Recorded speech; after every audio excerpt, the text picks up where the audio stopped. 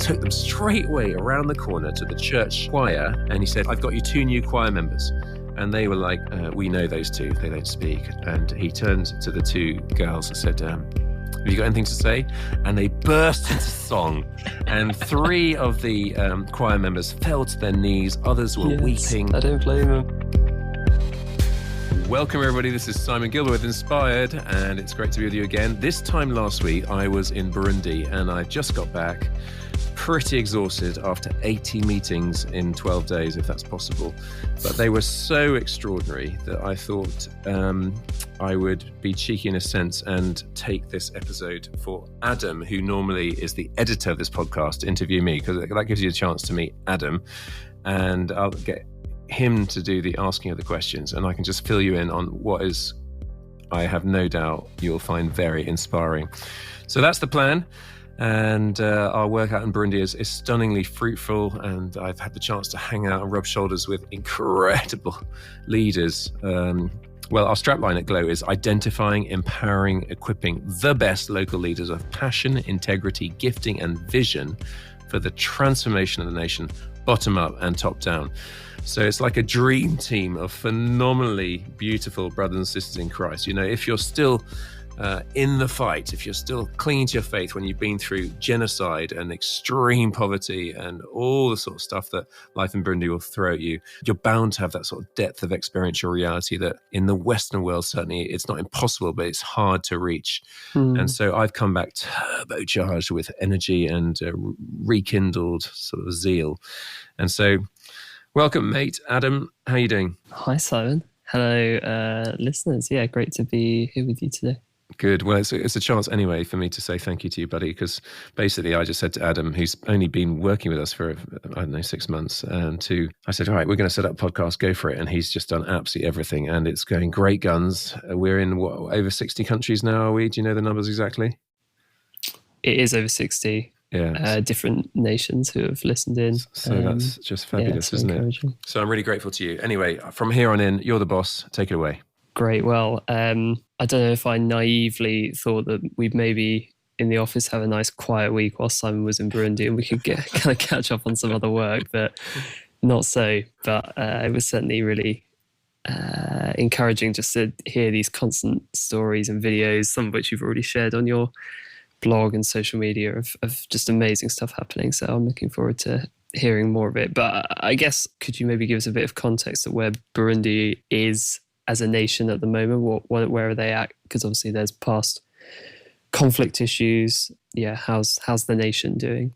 Yeah, well, it was, encouraging on many levels. And one sign that it is in a better place is that one night we were driving in the dark at night in the bush, and you wouldn't do that years ago. It would be too dangerous. So security-wise, things are a lot better. They're not perfect. They're still sporadic ambushes. So I was talking to a dear friend of mine, Bishop Seth, who we shared the same wedding anniversary when I was dating Lizzie. She stayed in his house. So we got those lovely connections from years back. But I said to him, how are you doing? And he said, well, we've definitely had people killed on the road around us towards Matana on the road from Bujumbura, but this is God's call in my life and I'm not afraid. And if we have to die, then so be it.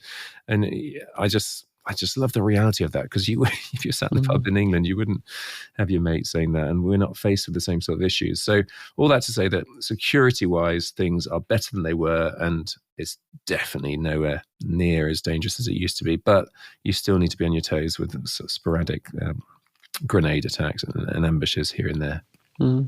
And like the rest of the world, Burundi is obviously dealing with COVID with a lot less resources than most of us benefit from here in the West. So how are things in that regard? Yeah, it was interesting. Sadly, I went out with 2 American friends. One, Lacey, is a trustee, and her husband, and he is still there because he contracted COVID when we were out there. But it's a young country. The average age of Burundians is 17. And so there's no social distancing in general. Very few people wear masks, and masks you use they're almost token gestures in certain key institutions, but otherwise people just cracking on with their lives. And I suppose this answering that question provides me the opportunity to just give a slightly different perspective to Westerners listening to this in the main, because desperately poor countries, they cannot socially isolate. They cannot have a lockdown that's effective. I mean, some countries have done it and it's been absolutely catastrophic. That's when the cure is worse than the disease, because people need to work in the fields today to feed themselves today. They are living by the day. And frankly, COVID, this isn't controversial. COVID is a disease that largely kills people that are over 70 or 80 and also those that have got other pre-existing conditions. And Burundians, there aren't many 17, 80-year-olds around. As I said, if the average age is 17, and 56% of Burundians die of malaria. Gosh. So, malaria is a real killer, and COVID is a killer. And I'm not belittling it, but that statistic puts it in perspective. So I have lost a few friends to COVID, and ironically, it tends to be the sort of wealthier people that can afford to eat and eat unhealthily. So they're quite chubby and have got a number of them have got diabetes. So people are just cracking on in general with life, and they've got bigger issues on their plate. But the economic fallout in the third world, developing world, which Burundi is right at the bottom of, the economic fallout is killing so many more people than the disease has. That's the reality. Yeah, good to hear that and get a bit of insight. So such a different world out there. Now, I know you had a pretty hectic schedule, and from what I can tell, you pretty much landed and got straight into a gospel rally with one of our partners, UCCD, which people may have seen some footage of. I mean, what a crazy environment, so far removed from the average calm, civilized Western church, but also looks like great fun. So tell us a bit about your time with them. Yeah, so we blasted straight way out country, 3 hours into the bush. Interestingly, just a few miles from where my father was born back in 1946 out there. So in the far north of the country, a place called Ngozi. UCCD had done lots of invitations and lead up to this visit, which they do, by the way, they do every week in a different part of the country. And so there's a crowd of about 4,000 people there. It was mental. It started raining, but that didn't diminish their worship. I did put a clip on Facebook, just absolutely, it was carnage. It was beautiful. Lots of singing, lots of dancing. And then a key point. So Mike and Lacey shared, and then I preached. And as I was preaching, as I came to the appeal, there was a kerfuffle in the crowd, and one shoe or flip-flop suddenly whizzed past me, and then 3 seconds later another shoe whizzed past me, just missed me. How close it could have hit you, was it? Well, I mean, it was aimed at me, but she was, the lady whose name transpired was Teresa, was about 20 yards away, and then the crowd sort of bungled her out of the crowd. She was led behind the stage. This we all discovered later, because we followed up to get her testimony, that she had demons in her, and the demons had been saying, go to this meeting and disrupt it. And she had asked for prayer repeatedly from different Christians and hadn't been delivered. But on this occasion, she was royally, beautifully delivered. And Teresa is now part of not of our team, but part of the beneficiaries. She's being followed up. She said that she had problems sleepwalking and sleep talking, and demons disturbing her there. She's been completely delivered of that. So it was just really lovely to experience that. But what was interesting to me was that, we were speaking between us for, I don't know, an hour, and it was at the very moment when I was making an appeal. So I know some people listening don't even believe in demons, and I did talk about this on a post, because I think in the Western world, with a secular mindset, and even Christians are sort of affected by that sort of secular materialistic worldview, and so they don't have a space for demons. And demons and mental health are very different issues. Loads of people have mental health issues, like loads, and that is very common. And few people are actually demon possessed. They're not the same, but in the West, you will treat someone who's demon possessed as if it's a mental health issue. So invariably with medicines, with drugs, and that's a physical treatment of a spiritual condition, and so it cannot resolve it. So that's a massive blind spot in the Western worldview. Now, obviously, in Africa and Burundi in particular, we've seen loads of that sort of stuff, and people are brought up under witchcraft. We have no sort of problems believing that Satan is real at all. And I think that sort of story is, you'd hesitate telling it in some contexts because people just, yeah, right. But there was Teresa talking, saying herself that she had demons inside her, talking through her. She's now been set free. She's got a glorious smile.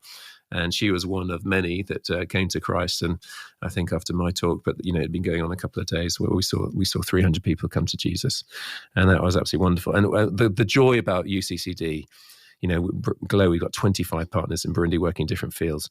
They've been working for 9 years in the bush, up country, without any external Western support, financial support. And they're absolutely rocking it. And they've been very innovative. And so one of the things that, again, just, sometimes statistics, like knowing the context, was struggling to believe it. Sure. But through UCCD and through a partnership with a thing called Nation to Nation Christian University, so in Burundi, I can think of maybe 15 Bible schools. Well, UCCD alone have got 186 Bible schools and 6,024 university level students. Because what they do How is that possible? Well, it's because all a school is essentially is a projector and a hard drive that are given from America, from Nation to Nation Christian University. And on that basis, you can set up a school. So Bishop Seth, for example, that I was talking about earlier, 400 people in his diocese are doing this degree level program. And Lacey, the American lady and my board member, she's saying that it's the exact same degree. They're doing the exact same courses. So please don't think it's some Mickey Mouse, sort of diploma that hasn't got real sort of credibility. No, this is internationally recognized. It's high caliber and it's real theological training. So I was just so turbocharged, because if you're talking about equipping people, and there's so much false teaching and sort of dross out there, but these are people just with, using the innovations of technology, having a projector and a hard drive, they're able to impart all this knowledge, which is, and it's not just Bible training, it's also how to do microfinance and small business startups. So we've got lots of lovely stories of, pastors who basically have to work in the field up country and provide for themselves. So it's sort of tent making stuff, but, setting up light bulbs as incubators to sort of have chickens producing eggs quicker and that sort of stuff. I mean, it is just wonderful. So I was super encouraged by spending time with them. Yes, and Lacey, who you were out there with, I've heard her compare the guys at UCCD to the original apostles that we read about in the book of Acts. And it's just, so encouraging to hear of these guys with next to nothing. Encouraging and also challenging, living on so little income compared to what we enjoy here, and just seeing such amazing fruit. Yeah. So it must have been great for you to see that firsthand. And what I'd also just add is that what I love about Glow is that the fact is that, for the Gilbo family, when we were in country, I mean, we lived quite a simple life and we were pretty cheap. So we might have cost 15, 20 grand a year. For 15, 20 grand a year, and most missionary families would cost a lot more than that. For 15, 20 grand a year, you could equip, empower, and release. Isaiah, who's running that movement, he's got a few $100s a month, but you could get 50 to 100 people for the equivalent sum of money. And that is a more strategic use, stewardship of kingdom resources, isn't it? So that's what we're trying to do in general. Glow hasn't got a single, I'm the international director, I'm the only sort of foreigner. Otherwise, it's all boots on the ground, people busting a gut on very little money, flat out for the kingdom. Beautiful. So one thing that was really nice was some videos you sent through of you basically just sharing some of the work that another of our partners, ICJ, do with the lowest of the low, poorest of the poor, the Batwa Pygmy people, who I think they represent about 1% of the population. Is that right? That's right, yeah. So I was with Bosco. Bosco's the founder of ICJ, Igniting Communities for Jesus. I mean, Bosco's story is worth telling because he is now, you wouldn't know the trauma that he's experienced, but he was in 1993, I think he was about 7 years old, and 40 of his family members were in a house. They're surrounded, and at one stage, he just legged it with a few other of his cousins, and most of those 40 people were killed. He came back a few hours later, and his mum had her arms and legs hacked off. She was bleeding to death, and he couldn't do anything about that. His father was also killed. So he was orphaned, and he was running almost like in a film, he was running towards a Catholic church with machete-wielding gang chasing him, and he literally, by a few yards, got to the church building. The people pulled him in, they slammed the door, and that's how close he was to dying. And so that's his story. Which, is not that uncommon a story in the Burundian context, but he just oozes love and forgiveness and grace. And he's working across all ethnic backgrounds, be that Hutus, Tutsis, or Batwa. But the Batwa Pygmies are the most marginalized. They don't even really consider themselves Burundians. They talk about Mwebga Barundi, you Burundians, because they were dispossessed of their lands by these two incoming ethnic groups. And they're like the modern day lepers, so that you'd wash their cutlery twice. You wouldn't let them eat in the same circle as you. They'd have to go outside and eat alone. So reaching out to them is beautiful, but it's countercultural as well. And so we were there in this, the middle of nowhere. We had to hike down a valley, which meant that hiking back up, that was a lot more challenging. But with these wonderful people that were so buzzing, because these guys had a life expectancy of 27 before we engaged them in general across the country as the unreached people group. Now they have been reached, and we've been involved with them for 15 years now. But it was lovely to meet Clovis, who says, I want to be a doctor. And that's quite a common answer when people say, what do you want to do when you grow up? But the fact is that he is the first of his ethnic group to finish high school, secondary school, 81% the national exam. So he's obviously highly intelligent. He spoke a bit of self-taught English, and he says, yes, I want to be a doctor, and we're sponsoring him to university. And he will get there because he's already fought through against such high odds. So that's him. That was a real encouragement. But seeing all these ladies and men, in the culture, the ladies work so much harder in general. So it was definitely more ladies than men, but busting out in the fields, doing this thing called Foundations for Farming, which is a fabulous Christian program, well worth looking into. Came out of Zimbabwe, where, literally, and a dear English friend out there, Donna, has got a whole team that she's training up people in different parts of the country. And you have these pictures of Foundations for Farming, which is biblical. It's a biblical blueprint of how to farm, and in the next field, traditional farming methodologies. And I kid you not, they get a 10-fold yield of what the others get. Wow. And so we are seeing them line that up. And people right now, you're listening, you're saying, I do not believe you. Check out Foundations for Farming. It is stunning. And I actually went with Donna to Cirencester Agricultural University, whatever it's called, college, and with the avowed atheist. He said, I am an atheist, as we talked to his students, but he did not poo-poo at all Foundations for Farming. There's been sort of a degree level PhD level research on it, and it is such an effective way. And the guy that started it, literally, he took biblical principles, and it's very different from how normal farming is done. So it's lovely to see that Bosco having been trained through Donna's people and implementing that in that community, and just seeing life and hope and joy and purpose. It was really, really encouraging. Amazing to hear. I love the Foundations for Farming, just this idea of taking the biblical inspired way of doing things, and being willing to challenge that status quo and just seeing such fruit. And I guess we can see that in different ways, as we say, with the UCCD, reimagining the university, and amazing stuff. Hey folks, I hope you're enjoying the podcast. I'm loving the response we're getting from across the world. It's just wonderful to see how encouraging and inspiring it is being and hitting the spot. Listen, if you are being blessed by it, I'd love it. Basically, this happens under the auspices of our ministry, Great Lakes Outreach, which works in the poorest and the hungriest country in the world, which is Burundi. We're having an incredible impact in the toughest of circumstances. We want to carry on supporting those local folks doing a great job. So if you wanted to, greatlakesoutreach.org/inspired. You could make a donation there. I'd so appreciate it. Also, it's word of mouth, isn't it? So gossip these podcasts to other people, get them to subscribe, give us a great review. Absolutely wonderful. So grateful to you. So that's greatlakesoutreach.org/inspired. If you want to do a monthly, a couple of quid a month, or a one-off donation, we'd be incredibly grateful. All right, now let's get back to the podcast. Now, I know recently on your blog, we've read a few kind of tributes, obituaries of different people. So this is your first time back in country since losing 2 or 3 different friends, I think. Is that right? Yeah. So, yeah, I think it was really important to me to touch base with their widows.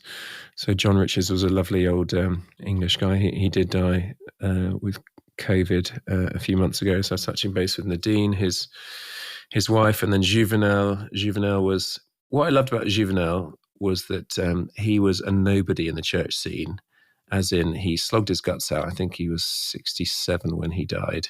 But you'd expect after 40 years in ministry to, whether he'd be a bishop or a big pastor or whatever, but he was nothing, because he was just out there the whole time showing the Jesus film. They reckoned, he actually dubbed the voice of Jesus in the film. And because he'd been trained through Campus for Christ, we'd stop the Jesus film at the point where Jesus was being crucified.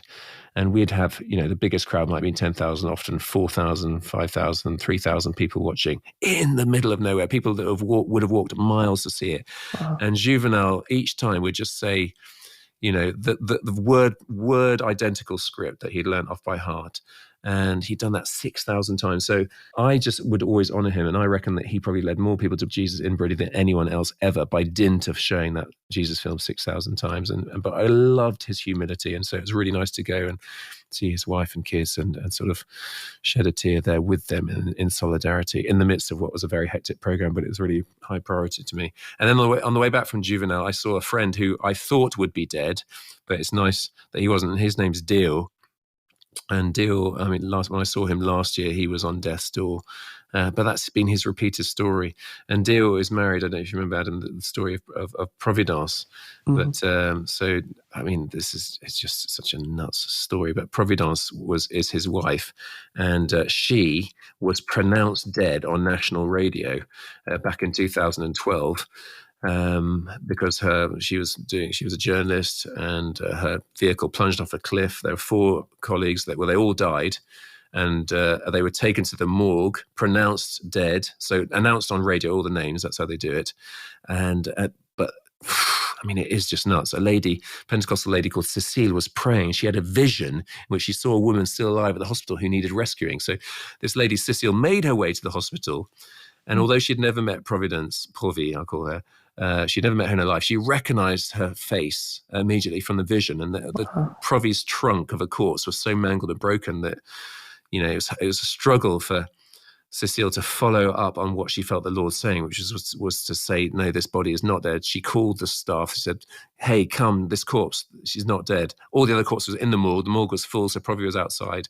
And so Cecile had the courage to say, she is not dead. God has told me she's not dead. She's alive. And sure enough, on closer inspection, there's the faintest glimmer of life. And Cecile's husband, he worked for the World Vision, still does actually. They were an influential family. They got permission from the governor to take the body home, and they prayed in the room next door whilst the doctors attended to her, and then she regained consciousness, and she's still alive. It's such a nuts story, isn't it? But Dale, his story, because I used to visit him in hospital and in prison, and he was falsely accused of siphoning off government funds because a mate had used his account to take money to transport it back to the capital, and it showed up on Dale's account, so he was put in prison. And that dodgy friend fled the country, and he was about to kill himself in Congo. But he felt the Spirit of God say, don't you dare kill yourself. Go back and give yourself up, because there are a number of families that are shafted because of you. Meantime, in the prison, they were fasting and praying together as a group, because Dale could never get out of prison unless this guy came and gave himself up. And they said, we're gonna fast and pray for 4 days, seeking the Lord. And on the 4th day of their fast, they said, right, the battle is won. And that was just when the guy knocked on the door of the prison saying, it was me. It was me. Yeah, nuts, isn't it? And so, but the fact is, it still took 2 years for Dale to get out of prison because of the corruption and that sort of thing. But the deal, I was going to do a podcast with him, but sadly his English is not quite fluent enough to do it. Because another incident was that he needed to get to hospital out of the prison, and for some reason the head of the prison did not like him and said, you will leave over my dead body. And Deal said to him calmly, he said, well, you say that, but let's see what the Lord says. He went back to his cell, got together a bunch of people, he prayed and fasted again. And the next day, I think his name was Parfait, his cellmate said, all right, the Lord's told me you're going to be out by 4:00 this afternoon. So they packed his bags to go to the hospital. Just before 4:00, prison warden came and knocked on the door and said, and opened it and said, what's this? Your bags are ready. Who's told you? Where's the phone? And they said, no, we haven't got a phone, but the Lord's told us I'm out, aren't I? And Deal walked out past the head of the jail who had said, over my dead body. I mean, the stories just go on and on. I don't want to overdwell on that, but they are inspiring, aren't they? These guys, they're sort of experiential reality of faith, the way they press in and fast and pray. Yeah. It's beautiful. And there was Deal, who actually I thought this time last year when I was there might be dead, but actually he was still alive. He's with Provi, and having had 6 children from his previous wife who died of cancer, now he's got a daughter with Provi. But even then, incidentally, I mean, again, another part of Deal's story is that he had cancer 20 years ago. I got a picture of him again on death's door, and he was healed. And the doctor who had all the results before him said, this is absolutely impossible. So Deal was a walking miracle. It's weird. It's a weird one, isn't it? Because Deal's wife died of cancer, and we were all praying for her healing, whilst Deal did get healed. So you just can't get your head around some things. You know, now we see through a glass darkly, then we will see face to face. Now we know in part, then we'll know fully, even as we are fully known. That's 1 Corinthians 13, isn't it? There's mystery in our faith, and we can't insist on the kingdom now all the time. The kingdom has come, but also that not yet dynamic as well. And I know that as I tell these stories, some people are like, why? Why hasn't this happened? You know, it's been a funky week. I've had literally 5 people and one extremely close die this week, and you know, horrible stuff happens in the world, doesn't it? And there are loads of questions that come out. Even as I share these stories, the reality is that there are no glib answers. Yeah, indeed not.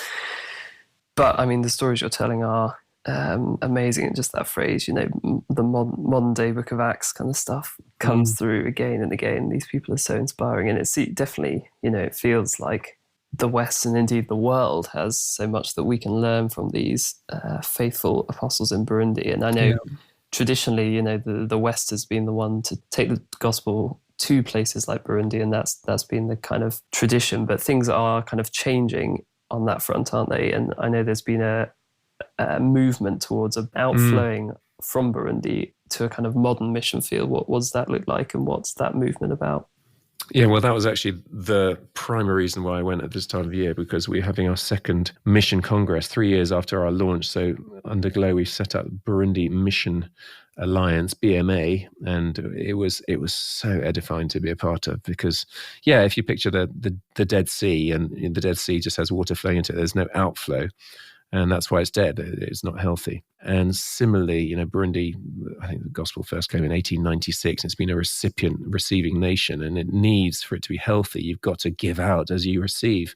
Now, Burundians are absolutely superb evangelists in general within the country, with incredible zeal and energy. But there's something about taking the gospel beyond your own borders. And so this was a fantastic opportunity. We had 150 handpicked delegates to come together and discuss, and there was lots of slightly conflicting views and big questions, and it could have not gone as well as it did. As it happened, suddenly, you know, because you got old church, new church, you got old wineskins, new wineskins. Before the genocide in 1993, there are 12 denominations in Burundi. Now there are over 600. You got the old and the new. You got the independent movements, the established movements, with lots of suspicion between them. But getting these people together, saying we are not in competition, we are working together, and we need to send the local church is the hope of the world. And of course, you know, you as a individual church, you can't afford to sponsor a missionary to go to I don't know, Mauritania or something, but together we can partner and work towards doing it. And it'll have to be creative. So it'll be through supporting business folk, or sort of through the NGO world, or student visas, but people being very strategically sent and supported and endorsed and empowered. Oh, it was brilliant. And it was the brainchild of an S4 several years ago. And Onesphore is the guy that took on the ministry from me. And I've probably told his story before. Well, I have on umpteen platforms because it's just so inspiring again. But, he is the biggest encouragement in my life. I describe him not disingenuously as the most amazing man I've ever met. So to be able to hand on the ministry to someone who you can say that and really mean it. Yes. I mean, his work, he was so extraordinary to see him in action. And as he shared the second keynote speech, it was like the atmosphere in the room changed. People suddenly got on the same page and like, yes, we're in it together and we're going to do this. But this is a man who was born, I talked about just now, I mentioned the 1993 genocide. There was a 1972 genocide, and he was 4 days old when that genocide kicked in 1972. And so it was scorched earth, and they were running. His mum was carrying him with another child in tow, and they were running, for their life, literally. And the mum thought that he was dead, so she was going to chuck him in the bush. But the dad shouted, "Don't you dare! We've just got to. We'll either all die right now, but we cannot. We'll never be able to forgive ourselves. We'll have to wait till we got time to stop and know that he's dead," sort of thing. So, and as for, that was day 4 of his life, and he knew that he was, clearly couldn't remember that, but he knew that he was saved for a purpose when he heard that story. Yeah. And then, so he started this group called Harvest for Christ. At the time, we've changed it to Harvest Initiatives because if you're sending people to North Africa to reach out in Jesus' name, you're not going to be allowed in the country as Harvest for Christ. But so Harvest Initiatives is what it's now called. And he is the one that, over the last 15 years, we sent out 700 evangelists each summer to cast out demons and heal the sick and get beaten up and get put in prison and all those things. And we reckon we've seen 170,000 people come to the Lord through that ministry. So he founded that. And then I asked him to take over Glow. And, the beautiful story about that when I left Burundi was that Onesphore had led 4 out of 5 of this certain pastor's kids back to the Lord and into leadership positions in the church. And so that pastor had fasted for 40 days to say, "Thank you, Lord, and give me a message to bless Onesphore with." And so after 40 days, he called him in. And this pastor didn't know me. And I had asked Onesphore 5 years previously, in 5 years, "I'm leaving. Will you take it on?" So this is the timing. And the pastor said, "The Lord's given me 2 things to tell you. One is that you're to leave what you're doing right now," which didn't make sense because he's running the sort of fastest growing, most exciting ministry in the country. Yeah. But the first thing he's told me is that you are to leave what you're doing now. The second thing he's told me is that he's given you a twin to transform, to change the nation with, whose name is Simon. Wow. So, just gorgeous, isn't it? It is inspiring. So I left Burundi, was it 3 years ago now? And I left just knowing 100% that Onesphore was stepping into my shoes. He's more capable than me. He can stand on my shoulders. He can see further. And, we got 25 partners out there. One of those is Evangelism Explosion, which I introduced to the country through an American missionary, Chuck, who sort of showed it to me and said, "Would this work in Burundi?" And so I introduced it in 2000. Onesphore took it on from the person I handed it on to. So he was 3rd generation of EE, but EE now is the second best movement out of Africa's, 58 countries after South Africa, which is like the massive sort of superpower in Africa, if you like. We lived there, so that we couldn't really compete with them. But Burundi is right up there using EE. And I'd say Onesphore, another of Glow's partners is Antioch, which is training healthy churches and giving a DNA of church that will work, and it's a Socratic method of getting pastors together to discuss how they're doing things, to learn from each other, and then to build healthy churches. So he started a whole new church planting stream, and these are all the different things that he's done. He's like got the capacity of doing 4 full-time jobs at once. So I'm very blessed, and at the end of my 12 days out there, second last day, I've had my 80 meetings. And we had a 4-hour debrief on the 25 organizations that we support. And it was like, I wasn't in heaven, but it was euphoria, listening to just all the stunning stuff that the Lord is doing in a very dark, difficult context. And that's the reality. The light shines brightest in the darkest places. And so you can hear I'm turbocharged with excitement because I've just been able to, a few days ago I was out there, I was touching, I was seeing, I was smelling, I was preaching, I was seeing people come to the Lord. Just gorgeous. God bless you, Onesphore, if you're listening. Yes, indeed. Yeah, we have our weekly team catch up on just Onesphore listing off all the different things he's juggling. You just think, how on earth does he do it? That's right. Such a challenging and inspiring guy. Again, he's obviously the national director in Burundi and overseeing all the operations, but you're also about fostering and discipling and encouraging the next generation of leaders, aren't you? So, is there anyone particularly from your recent trip who's stuck in your mind? Yeah, and that is something I'm super sort of proud to be a part of. Is we're all about raising up the next generation of leaders and empowering and equipping.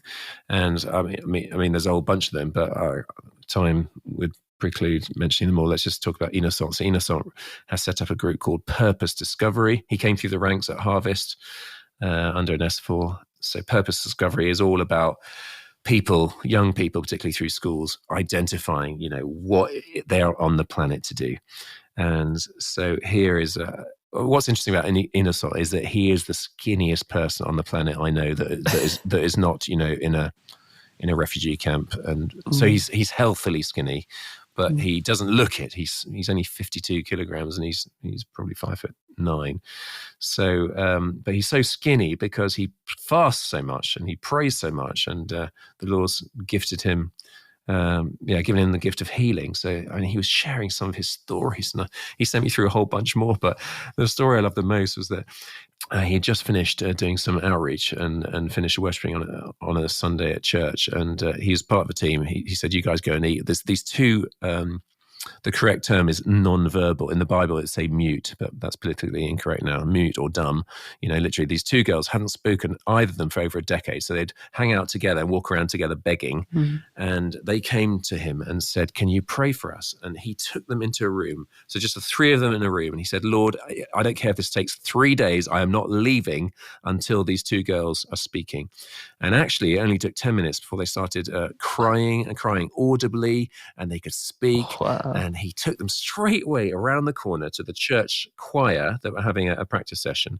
And he said, hey guys, I've got you 2 new choir members. And they were like, "Dude, we know those two. They're well known. They don't speak." And he turned to the 2 girls and said, "Have you got anything to say?" And they burst into song. And 3 of the choir members fell to their knees. Others were weeping. Yes, I don't blame them. The modern day book, Book of Acts, isn't it? It's just beautiful. So he had other stories like that. But anyway, he's getting married on the 20th of November. And I did do a quick blog on him because he's skint, because he's living by faith. I think his salary is about $60, 48 quid a month. That's what he gets. And he's such a man of faith. And so I put out an appeal, and a few people have put in some money. But if anyone wanted to bless him, you could do that. We'll put the details on at the end. But that was one emerging young leader. And there are plenty more of them. But, you get behind the best of the best. And if you get behind someone who's average, then your ceiling is mediocrity, isn't it? But the joy of us at Glow is that we identify the best local leaders of passion, integrity, gifting, and vision for the transformation of the nation, bottom up and top down. And he's doing it. God bless you, Innocent. Yeah, great to hear. And congratulations, Innocent, in advance for your upcoming wedding. Yeah, these stories are so encouraging to hear, aren't they? But I don't know about you, listener. You sometimes wonder, hearing, good news story after good news story, if in about 2 years flat, the entire of Burundi is going to have come to Christ and be sold out believers, which I'm sure is probably not the case in real life, sadly. So, Simon, could you kind of maybe paint a picture of the difficulties, the oppositions, the hard bits? Well, we support 3 groups that reach out to Muslims. Islam is growing very fast. I would say it's quite a disingenuous approach they use, because what they do is they rent a crowd, they go out country, they set up a debate in which they pit their doctor of Islamics against some random Christian dude who's got no apologetic awareness, and they trash him. And then people say, all right, well, Islam's the way forward. And they set up a group. Interestingly enough, UCCD, who I mentioned earlier, they followed up one of those outreaches at which, 43 Christians had become Muslims, and they went and visited all 43, and 42 of those renounced their new conversion to Islam, because that's, we want genuine conversions, real life changes. But Islam is very fast growing. And I actually got to hang out with Abdul. He runs one of the groups we support called Real Peace Foundation. And Abdul's story was that actually what was interesting was that the Spirit of God just met with him. And it was through dreams. And he would often do those debates himself. He was in charge. He was an imam, a sheikh. He ran 15 mosques. And he was just searching the scriptures himself. And I think it's Surah 1:6 talks about this leads you to the way. Whereas John 14:6, Jesus said, I am the way. And yeah, Abdul was completely struck to the core about Jesus being the way. He gave his life to Christ. And then on the spot, he became an apostate of Islam and totally rejected by his community, lost his job, lost his house, rejected by his extended family. A grenade was thrown at him to kill him. That didn't work. A machete gang came to kill him of unhappy Muslims. I'm not saying every Muslim responds like this at all, but it is actually consistent with the hadith, Islamic sort of teachings to if you leave Islam as an apostate to be wiped out. So that happens very routinely to our guys that come to Christ from Islam. And so this machete gang came, and thankfully the police protected him. He's subsequently been offered 20 grand to go back to Islam. He's been offered a house, and he's on under 100 quid a month. And he's busting your guts. So, oh, God bless you, Abdul. Again, this is the caliber of the people we're behind. It's absolutely stunning. So as Great Lakes Outreach, we often talk about reaching the last, the lost, and the least. What does that look like on the ground? Well, again, there's too much to cover in such a short space of time, but if I can mention one person along those lines, it'd be Ephraim, who fled to Congo during the war and then felt God say, go back home to be part of the solution. And he came back towards Burundi, and he was taken by militias, and he's being beaten to death. He said to them, you cannot kill me because God has told me I'm going back to my nation to be part of the solution. And anyway, they tried to throw him down a pit latrine. They jumped on his head. They kicked him in the head. He was left with blood coming out of his ears and nose. And as he was dying, although he didn't die, he said like Stephen style, Father, forgive them, for they do not know what they do. And so he didn't die. He's been back in Burundi now, 25 years with me. And we've seen so many beautiful things. But he's working with prostitutes and widows and orphans and teaching them sewing and loads of sewing machines, helping to be tailors, giving them certificates. And it's lovely to have seen that. Oh, good old Ephraim. Incidentally, on the prostitute theme, this is before your time, Adam, but back in Burundi, I one night through a friend, I did hire out 2 prostitutes for the night. They were called Doreen and Ida, and they came expecting to have to sell their bodies for the night. And I said to them, look, I just want you to have a night off and relax and don't solicit any business. I'll come back and pay you tomorrow. And anyway, the lovely end of that story is I went back the next day, and we discussed about whether they want to do something different in their lives. And of course, they were both orphans. No one wakes up always, age 5. No girl says, I want to be a prostitute when I grow up. They just fallen through the cracks. But now these precious ladies, the lovely ongoing part of the story, and I'm sharing this because I guess some people have seen my blog years ago about it and not knowing what's happened. But Ida is now running her business, and Doreen has married a pastor, and she's in Kenya. She's got 2 of her own kids, and life is tough, but they're both going on with the Lord, which is just fabulous. Beautiful. Another word you often use, even in this podcast, I think, is strategic. Finding the best strategic leaders. What is it that you're looking for that constitutes such a person? When you're trying to be strategic, you're trying to engage in all sorts of different sort of spheres in culture and society. So it's emerging leaders, it's education, it's media. I mean, we so some of our partners we've almost been gifted the Christian TV station out there. It's called Heritage TV. There are 2 Christian radio stations, Transworld Radio, Radio Ivyizigiro, Radio Hope. So we're really into pumping out good news, encouraging news, helpful teachings, rather than often the airwaves are used for prosperity doctrine. But yeah, no, I'm just looking at the clock and thinking we're running out of time, so maybe enough said on that. But what I love is that, I remember a time when a lady came up to me after a meeting at which all the bigwigs were there. I'd been preaching, the president was there, all his generals and stuff. And she said, Simone, Uranibuka. Simon, do you remember me? I said, sorry, I don't remember you. She said, 15 years ago, I was at your Scripture Union youth camp, and now I'm a member of Parliament. I was like, yes, come on, because we're in it for the long haul. We want to see national transformation, so we need to raise up a new generation marching to the beat of a different drum, not being into nepotism, ethnic hatred, corruption, and all the sort of shenanigans that have gone on that have meant that Burundi has been in a tough place. So yeah, engagement throughout all sorts of different spheres of influence to see his kingdom come. Yeah, as you say, we are sadly running out of time. You've asked me to ask you what the biggest lesson Burundi has taught you, but I also want to ask, what are the biggest lessons that Burundi can teach us? Yeah. I mean, the biggest lessons that Burundi has taught me are very clear. I don't struggle to answer that. Gratitude. I've often talked about, that time this guy was trying to kill me and I expected to die, and he said he's going to cut out my eyes, and I expected to lose my eyes, and it was like for the first time in my life saying, thank you, Lord, that I can see, thank you that I can move, thank you. And then the realization that everything in life is a gift, and if you see everything as a gift, you are going to be grateful instead of complaining. And most of us, our national pastime is moaning. We just spend our life complaining. So seeing everything as a gift, and I struggle with that now because I'm in a nation of moaners, and we're amongst the most blessed people in the history of the world. So gratitude is a big one. If you are grateful, if you choose to focus on the good things and the blessings you have in life, then you'll complain less. And actually, we live in entitlement cultures, but everything is a gift. So that's one thing. Then perseverance.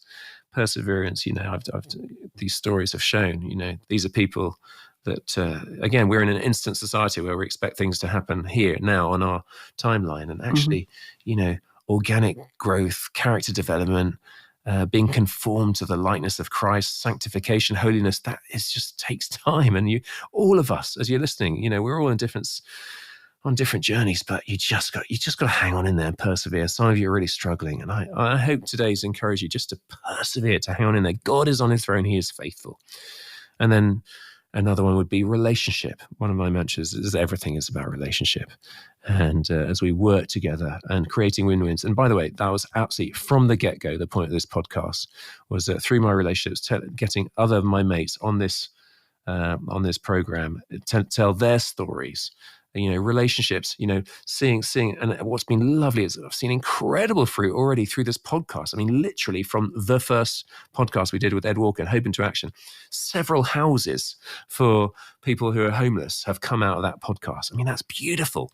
But as you big up other people and other ministries, God blesses you. And, everything, we're all intertwined and creating win-wins and supporting each other. And I can do more if you're with me. And, African proverb, if you want to go fast, go alone. If you want to go far, go together. And Glow, we are this beautiful movement. We want to go together and want to go far together. And my victory is your victory. And we support each other. And when you're feeling low, I can lift you up. When I'm low, you can lift me up. So, I mean, there's more to say. But again, time's run out. So I'll call it a day there. Great, Simon. Well, thank you for inviting me on. It's been great to hear all these stories from you, and I think I'll let you close out as you do so well. Thanks, Adam, mate. Everyone, I wanted to get Adam on just because he's a rock star and he's been such a blessing to Glow. And so thanks for doing this podcast, and thanks to Mike Sandyman, who does the mixing. Who volunteered to do that. Great guy. As we close out, listen, folks, I hope you'd be genuinely inspired. Next week, we'll have someone else. And every week, I've loved the sort of range of people you've got. Can you gossip this podcast to other people? Can you get other people to subscribe? Can you give us a top quality rating through whichever platform you're listening to us on? If you want to be in touch with me, you can at simongilbo.com. But one last thing to plug is that we're trying to get as many people across the country in this coming year. We've already done it last year, but we can step up a whole level. Chooselife.org.uk. That is the daily devotional that's had a massive impact on people, and I've loved it. I mean, it's beautiful that tens of thousands of people are reading it day by day, and I put out a weekly vlog on that. So chooselife.org.uk. Could you get your life group? Could you get your family, your extended family? Could you get your church involved? We've got whole churches buying into this, and it just means it's a daily shot in the arm. I think there's something about the anointing of God on both Glow, on gospel work in Burundi, and on this book. And every day, are we going to choose faith or fear? Are we going to choose urgency or apathy? The list goes on. And so if you want to journey with us in the coming year, I'm plugging this week by week, and I'd love to journey with you if you're up for it. Anyway, we'll call it a day there. Thanks again, Adam, and toodaloo.